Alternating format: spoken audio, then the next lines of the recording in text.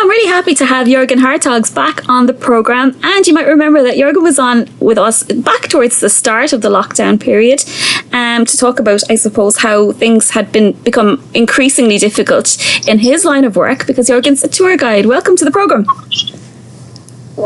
Very happy to be here, Shirley. Very happy to be here. It's great. I always say to people, it's great to have you back, so that it kind of means that I haven't frightened you away too much the first time. Not at all. It's great to have returning guests. So the last time, I suppose, the last time I spoke to you on the programme, things were looking very bleak. It was looking like a very bleak summer up ahead. Yeah, correct. We were in the middle of lockdown. We had no tours, nothing running, nothing going. And I suppose to an extent things are a little bit better now, but maybe not much. How have things been? It's exactly like that, really. But we always knew at the beginning of the pandemic that it was going to be a long summer, very little work for tour guides, buses coming into the country, probably not going to happen, guides driving around the country with tourists, probably not going to happen.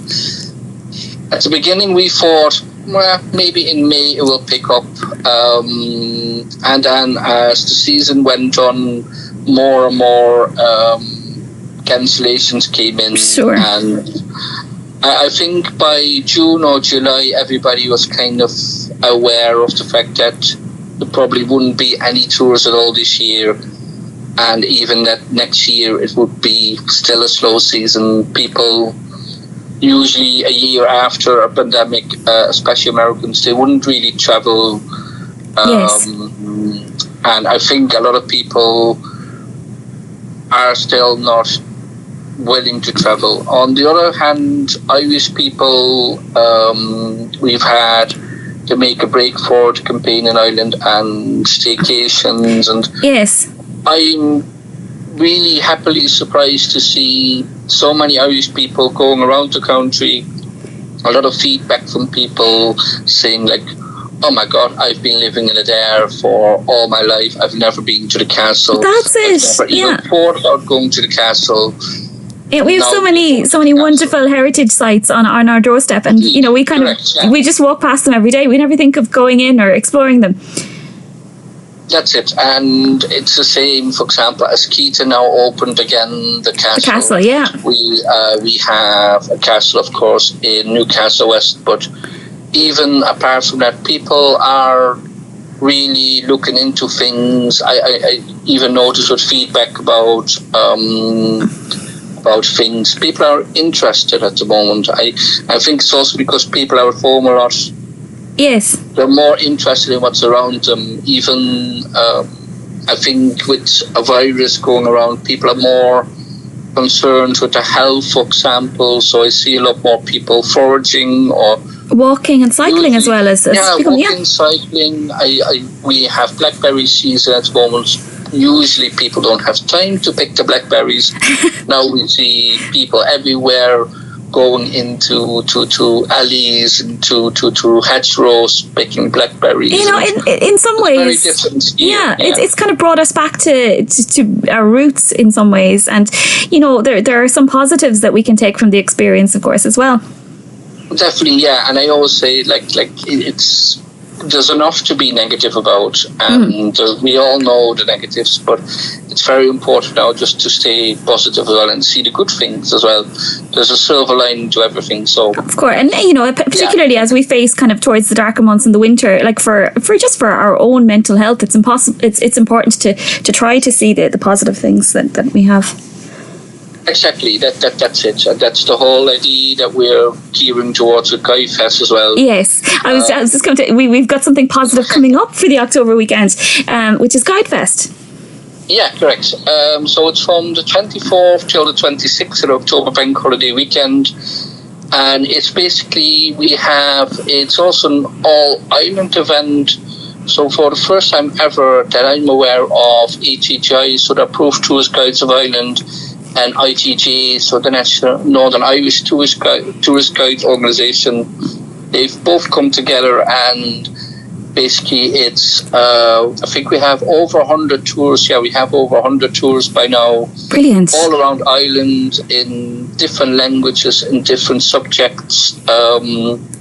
So again, it's in a way to keep guides busy. Brilliant. And they're all free, but it's also a way to give back to the people. A lot of people supported the industry. A lot of people were very sympathetic to tourism. So of course, it's kind of a way to give back to the community. So what's going to be happening over those days? It's the 24th to the 26th. What can we expect, and how can we get involved?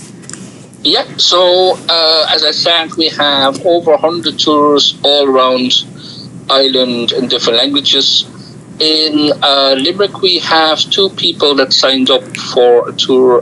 We have John Cullinan in Limerick, who does a tour of the 7 bridges of Limerick City. Oh, brilliant. And that's on the 25th at 11 o'clock till about 1:30. Excellent. And then the only other tour in Limerick, and at the moment I think we're restricted to our own county, so the only other tour that in Limerick I've decided to do the tours, or the walking tours over there for free, and I'm doing them on the Saturday and the Sunday, 2 tours. So I'm doing it on Saturday from 11 to 1:30 and from 3 to 4:30. Great. And on the Sunday from 11 to 1:30 and from 3 to 4:30. But there's events in every county in Ireland. And do we need tickets for these events? How do we go about joining your tour? Yeah, correct. So we have the website. We have the website guidefest.ie, which is easy to remember. All the tickets go via Eventbrite. So, or even on the Facebook page, if you would look on Facebook, for example, for Guidefest Ireland, you'll find the tickets as well there. Excellent. Or the link to the tickets, or even on Instagram, for example, Guidefest. Well, I'll tag that in my list for this program anyway. But it's great, and of course, because you're doing a walking tour, because it's outdoors, it'll be perfectly possible to ensure that social distancing is fine. Yeah, it's also the reason why we limit tickets to 10 people per tour. We could have up to 15 people, but we don't know between now and the October bank holiday weekend. Absolutely. So even if we do go to level 4, we should still be able to do those tours. Just at the moment, we were hoping to have people, let's say, from Cork coming up to Limerick or to Adare for a tour. That's not possible at the moment, but as I said, every county has loads of tours. Absolutely, and every county has people in it who haven't seen who don't know much about the heritage on their doorstep. So it's a perfect opportunity. Correct. And as I said, it's free as well. So even if you have seen Adare before, it's something to do as well on the day, and it's also something. You might learn new things. Of course. You might meet new people as well with the same interests. So, and it's a way of showing moral support, at least for the tourist industry and the tour guides. Correct.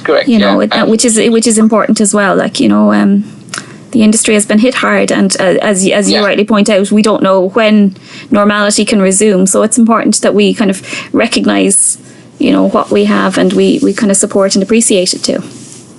That's it. We have about between ATGI, the Approved Tourist Guides of Ireland, and NITGA, so NITCA, the Northern Irish Tourist Guides. We have about 580 in total guides, and they've been sitting at home since March, most of them, some of them since last year even, if they haven't had a tour at the beginning of the year. Yes. So it's a way to keep sharp as well, and it's important.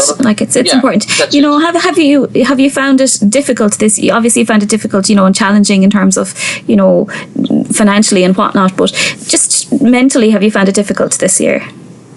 Oh yeah, definitely. As everybody's aware, if you're a tour guide, you're traveling all the time. It's business where you're constantly meeting new people, and I think to be a tour guide, you need to be kind of a social animal. You're constantly talking to people. You're taking care of people. And this year you have none of that. You're basically sitting at home looking at the walls. The walls are staring back at you. It's tough, but that's what I said as well with HDI and NITC as well. There's a lot of events, for example, a lot of online events, a lot of training. Yeah, and I've seen a lot of people are doing virtual tours as well. You know, people are finding alternative ways. Like I took part in a virtual tour of Galway the other day, and it was tremendous. Yeah. Yeah, with Martine Lane, I suppose. Yes. Yeah, correct, yeah. Yeah. Yeah, no, again, and she's a very valuable guide as well. And yeah, those things as well, it keeps you sharp in a way as well. And it's very, you know, it's a way of staying busy, but it's also a way of saying we're still there. And from a guide's perspective, if you just sit at home all day and do nothing and watch Netflix all day, I mean, it's okay for about a week, but then it stops being okay. Same with the news, for example. We constantly see negative news, or we see a lot of negative news. We don't see a lot of positive news. So that's it. So it's kind of maybe important to way to kind of have something positive in the news. Make your own positive news, and that's it. Make the best of the situation that you find yourself in. Yeah, correct. And we have two HGI members then that came up with the idea, Jim Dempsey and Oksana Crossan, because we were talking for a long time, what can we do to stay busy? What can we do if there's no tours? They came up with the idea, and again, I'm surprised. I'm not really surprised. You know, every guide, for example, had a previous life before they were a guide. Yes. So you have people that, for example, are tour operators themselves. You have people with a lot of technical knowledge. You have a lot of people that are botanists. So everybody is kind of doing as well something that they are interested in. And it's nice to see that too. It's nice to see them bringing something of themselves, you know. That's it. I had one guy telling me in Cork, and she said she's doing a tour of indomitable women in Cork. Ah, amazing. That I could never do that at all with a tour, with a guided tour. You never have the time, you never have the interest. Yeah. And now so we were a lot more flexible as well with what you can do. Brilliant, there is foraging tours, for example. So it is very interesting to develop skills as well that way. Yeah, and hopefully when we go back to normal, or back to as things were, you know, that some of the skills that you develop now are things that you can bring forward into the future as well. You know, it's a learning time as well as anything else. Yeah, that's correct, yeah. And it's the same, for example, with Fulcher Island. They've been promoting the safety charter, which in a way is a way to make sure that everybody's safe. Yes. But it's also a lot of training just to stay sharp, stay learning, for example. And I think a lot of people are doing that at the moment. I've been trying to improve my Irish, for example. I'm not really good at the moment yet, but at least it's something I have time for now. That's it. That's something to do in the dark winter months. Yeah, that's it. So yeah, you'll be fluent by January. Well, hopefully, yeah. I'll come on the program. You can come on my other program. You can come. You can come on Gaeilge Rishta in January and tell us all about it. Yeah. Thanks so much for coming on the program, Jorgen, and the very best of luck with Guidefest. Thank you very much. So as I said as well, if people go to the website, www.guidefest.ie, and they'll find all the information there.